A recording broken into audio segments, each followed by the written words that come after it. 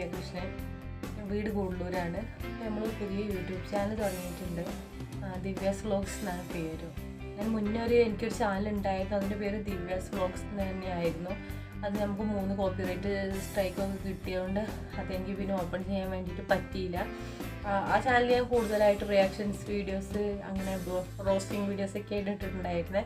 അപ്പോൾ റോസ്റ്റ് ചെയ്ത ആൾക്കാർ തന്നെ നമുക്ക് സ്ട്രൈക്ക് തന്നു. ഒരു 5000 സബ്സ്ക്രൈബേഴ്സ് ഉണ്ടായതുകൊണ്ട് അത് വലിയൊരു ഫാമിലിയാണ്. എന്നെ സംബന്ധിച്ചിടത്തോളം അത് വലിയൊരു ഫാമിലിയാണ്. 5000 സബ്സ്ക്രൈബേഴ്സുള്ള ഒരു ചാനലായിരുന്നു. അപ്പോൾ അത് പോയി. ഞാൻ പുതിയൊരു ചാനൽ തുടങ്ങിയതാണ്. 2 ഷോർട്സ് മാത്രം ഞാൻ ഇട്ടിട്ടുണ്ട് മോൾത്. അപ്പോൾ അതിന് ചെറുതായിട്ട് സപ്പോർട്ടൊക്കെ ഉണ്ട്. ഒരു 6 സബ്സ്ക്രൈബേഴ്സൊക്കെ അയക്കുന്നത്.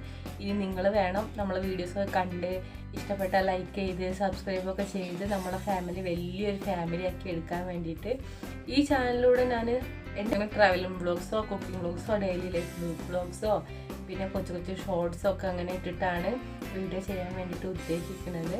അപ്പോൾ നമ്മുടെ ചാനൽ നമുക്ക് നല്ല രീതിയിൽ മുന്നോട്ട് കൊണ്ടുപോകണം. നിങ്ങളെ സപ്പോർട്ട് എന്തായാലും അത്യാവശ്യമാണ്. നിങ്ങളെ സപ്പോർട്ട് ഉണ്ടെങ്കിൽ നമുക്ക് ചാനൽ മുന്നോട്ട് കൊണ്ടുപോകാൻ വേണ്ടിയിട്ട് പറ്റുള്ളൂ. അപ്പോൾ എല്ലാവരും സപ്പോർട്ട് ചെയ്യുക. സജഷൻസ് എന്തെങ്കിലും പറയാനനുസരിച്ചൊക്കെ നമുക്ക് നമ്മുടെ വീഡിയോയിൽ ചേഞ്ചസ് ഒക്കെ വരുത്താം. പിന്നെ ചെറിയ മോളുടെ ഒരു ആഗ്രഹമായിരുന്നു കേട്ടോ. അവൾ കുറേ ദിവസമായി എൻ്റെ അടുത്ത് പറയണം, അമ്മ നമുക്ക് ചാനൽ തുടങ്ങാം.